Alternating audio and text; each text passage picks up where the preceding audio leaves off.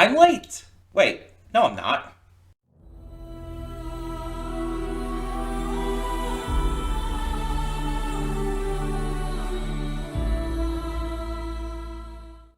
Hey everyone, welcome to Princess Gay. I'm your host Connie, and today we're here with episode 1 of Jentry Chau versus the Underworld. So we're not late. I know I said this is a Wednesday series, but the thing is, the series actually came out today on Thursday. Um, it was originally I originally didn't really know that. I thought it came out on Wednesday, so I I replaced Lucifer for the time being with this, and then I found out it was a day late. So yeah, episode 1 is today, but starting next week, all the episodes will be on Wednesdays because all 13 were released at once. And yeah, there's 13 episodes, which is unusual for a streaming show nowadays. Usually it's like 10, sometimes even 8, and on even other occasions 6. Depends on the show, depends on the budget and everything. But for a lot of animated stuff, it's definitely not been 13. Like this isn't an anime. This is a Western animation.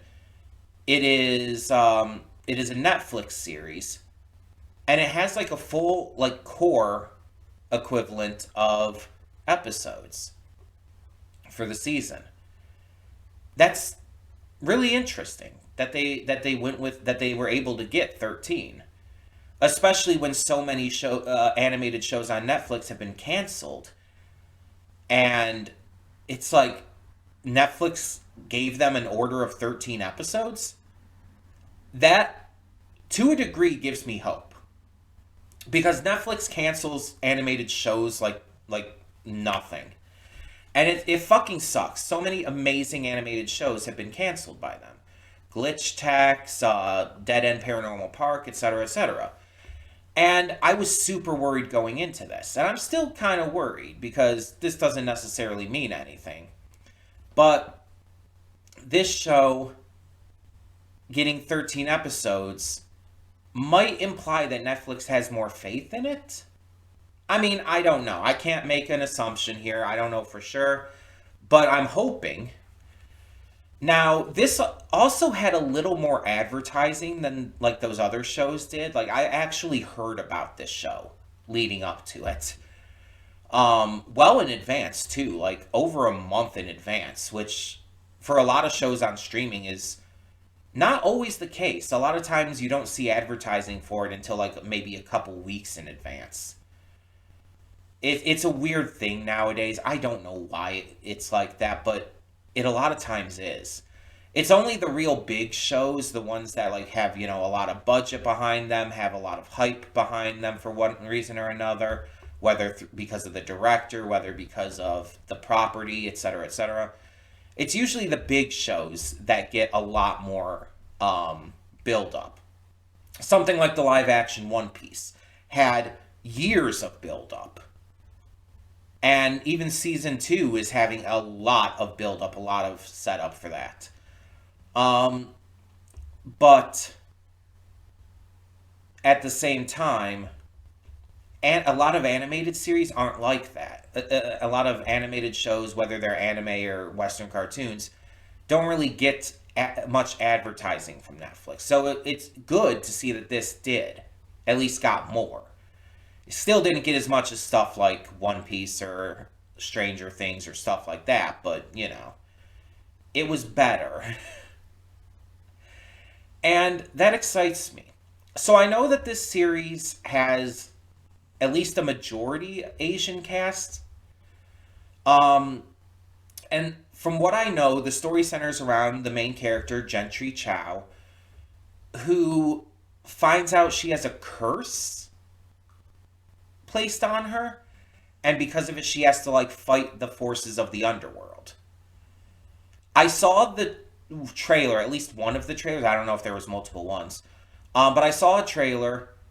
I don't remember everything that happens in it. I only remember a couple things, but it looked really good. It had a good style to it. It had good animation.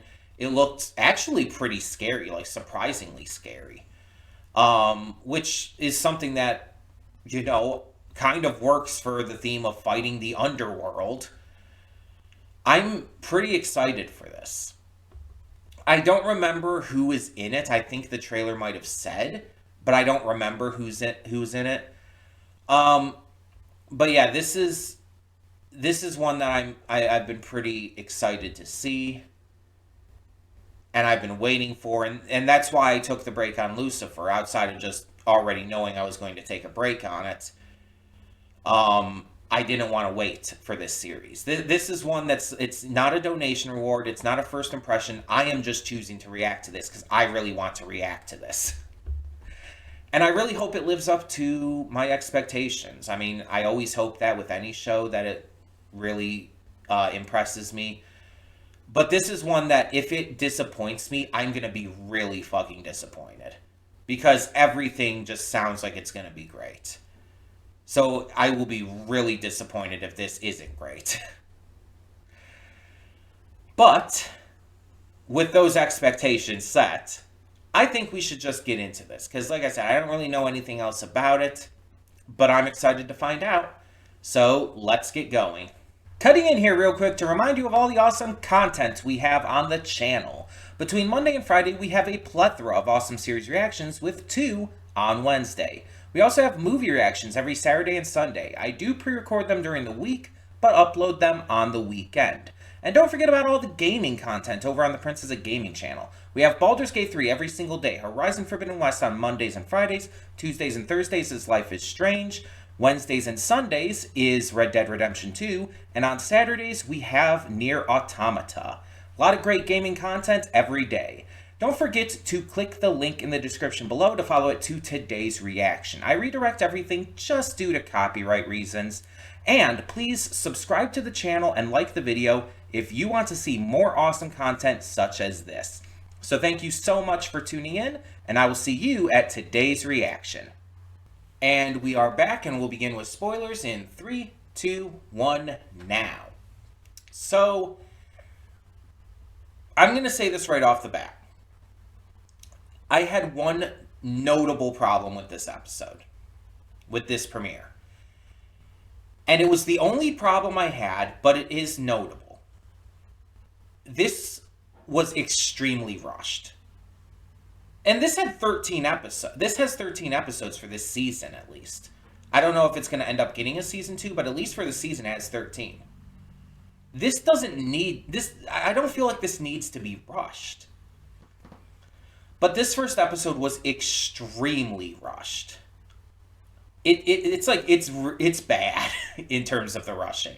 It is the only bad thing. I want to emphasize that, and I'll talk more about everything else that I loved about this. But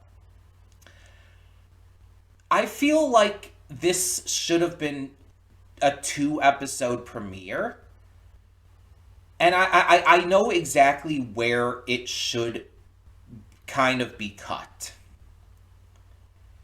The first episode should have it should have like gone more into Gentry's life and soul and showcased more of her and her friends and everything. And it should have like, then introduced the conversation with her grandmother over the phone. It should have introduced the paranormal, spiritual stuff, and hinted at a lot of the lore involving her family and the fire from all those years ago and everything. And then at the very end of the episode, that's when it should introduce Ed. And she has the small fight with Ed, defeats him, and it should end after her grandmother arrives and says that they're going back to Texas. And then it should cut there. Second episode starts with them on the plane headed to Texas, and then has all the rest of it. And, obviously would have to extend it a little bit with all the stuff we saw there, the training and everything. The biggest problem is that it doesn't give you enough time to know the character before shit goes down. Before things really start to happen. Honestly, even if there was 10 more minutes to the episode, I think it would have worked better. It just needed more time at the beginning to establish Gentry's character and to establish where she is currently before all of this happens. That's my only issue with this. It felt extremely rushed, and it's like you're already having the stuff with Ed and the fight and the supernatural and her powers awakening like 6 minutes into the episode. That's way too damn early. That's way too quick. But that is my only other that is my only issue with this first episode. Everything else was fantastic.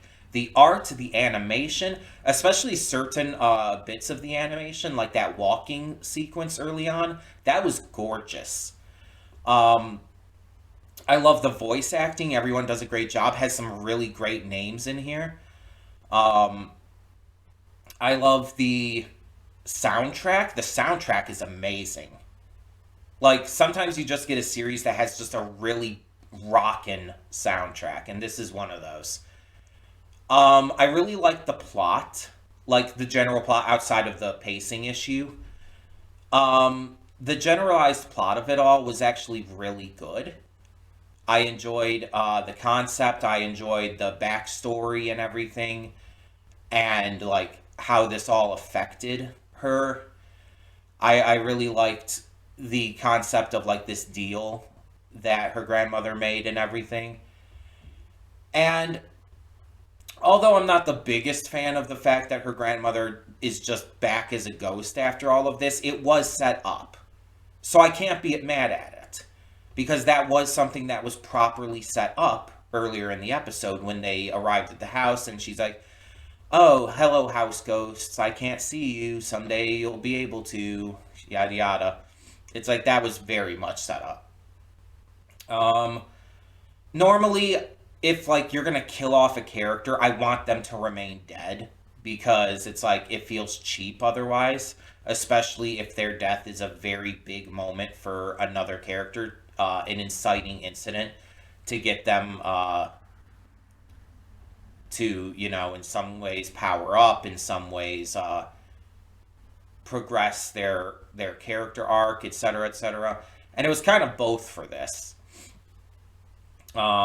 For Gentry. It allowed her to defeat the Mogwai, or at least push him back into the underworld. And yeah, it it definitely was a good inciting incident, but having her return as a ghost right away, I think it could have maybe waited a little bit. Maybe until next episode. That would have at least been a little better. That's not a real issue I have with the episode, though. That's not like an actual like negative. It's just something that could have been done a little better. I love the characters as well so far. Like Gentry is a really likable protagonist. I like. I hate to say it this way. This sounds so bad, but I like her trauma. It sounds terrible. It sounds rude as fuck. It sounds really fucked up to say it that way, but you know what I mean, right? Like a character having trauma can feel like a crutch in some cases, if it's not done right. But the way it's handled here, the way it's subtly built up, and how it progressively continues to be shown and explained throughout the episode is really good. It really feels natural. It doesn't just come across like you gave like the writers gave her trauma for the sake of having her be a damaged character. No, it feels like this is like someone that has these powers like her. It feels like a trauma that she would naturally go through. The kind of trauma that is very believable to have happened. And I like that it feels natural. I like that it's believable. Um, and on top of that, the dialogue is also very natural and believable. I mentioned that at like one specific point with AJ Beckles' character. By the way, if you don't know, AJ Beckles is Okaroon in the dub for Dandadan. He's done a lot of other voice acting work as well. He's the partner of Enerys Quinones, who is another notable voice actress for today, for the current era of voice actors, I guess.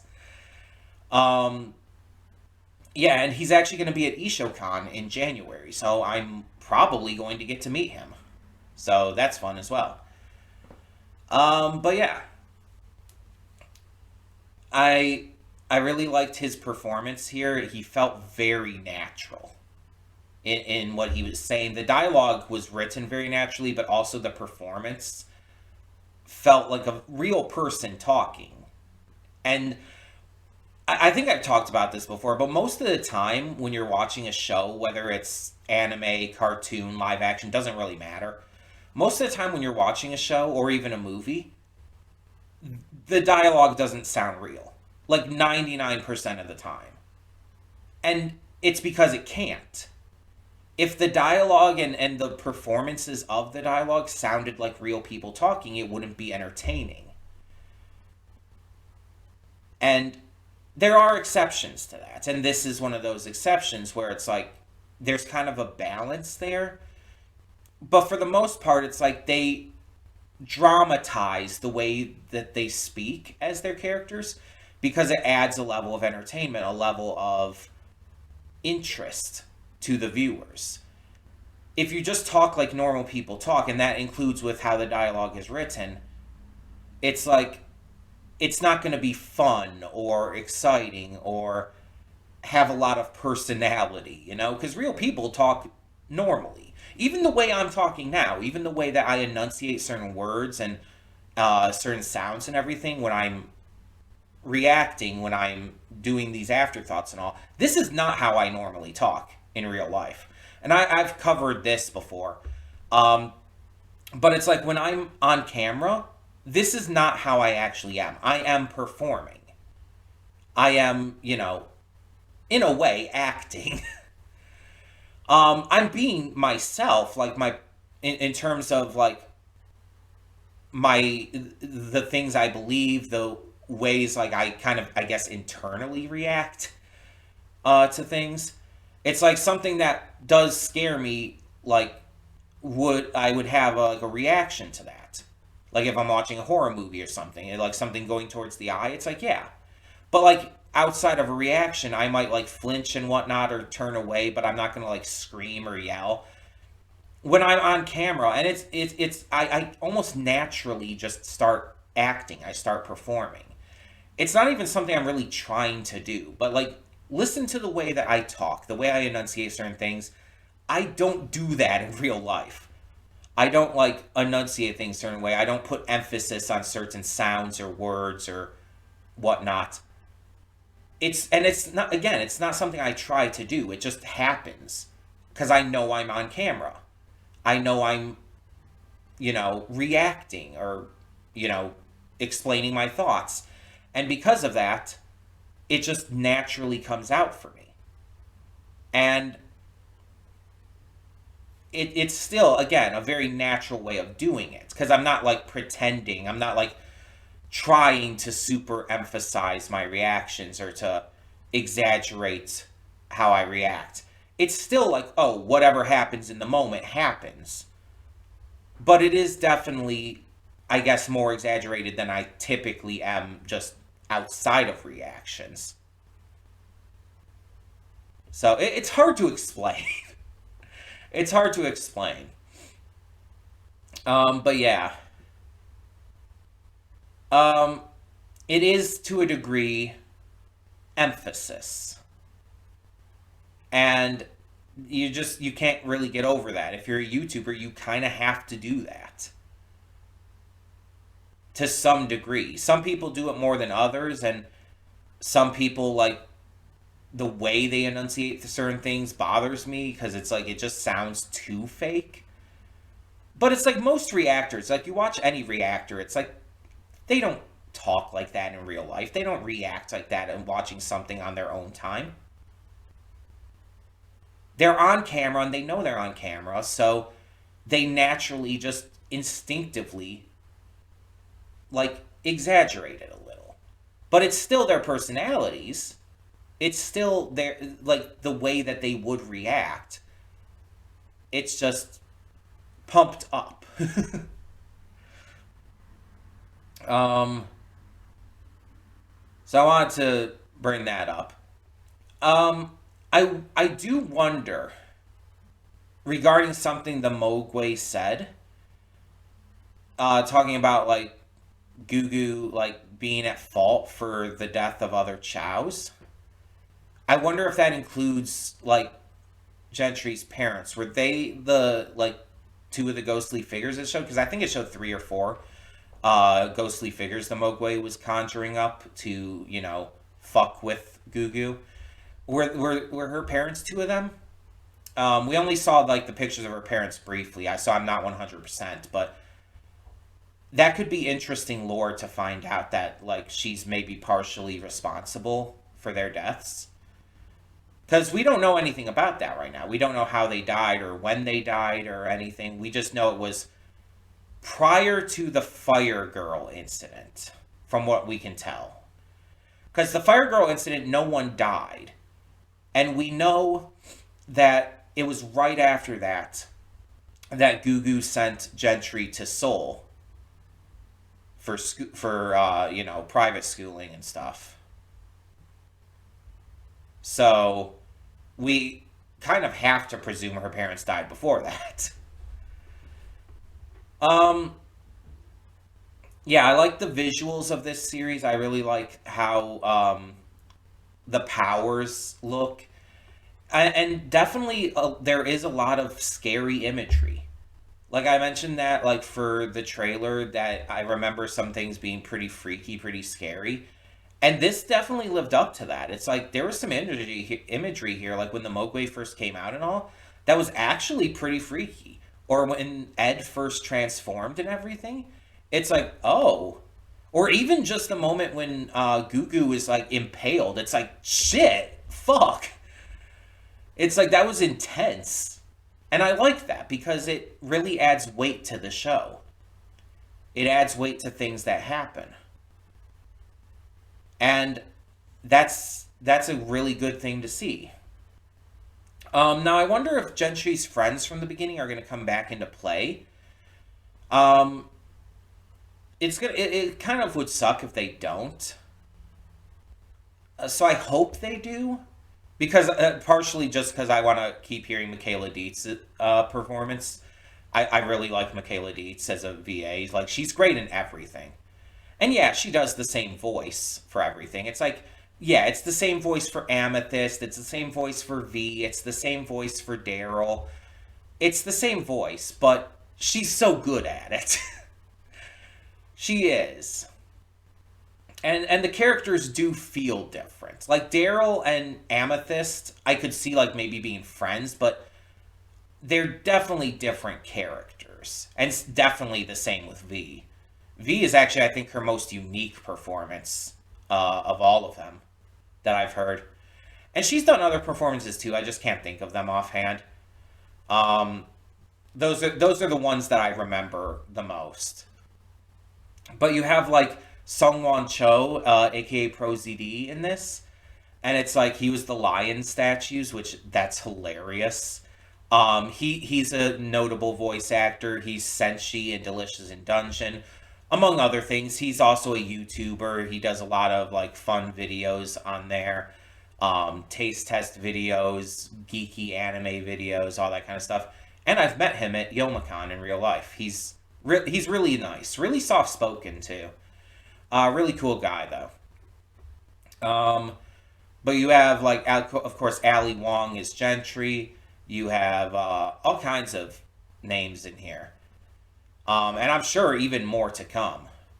It's really cool to see like this kind of representation in the voice acting.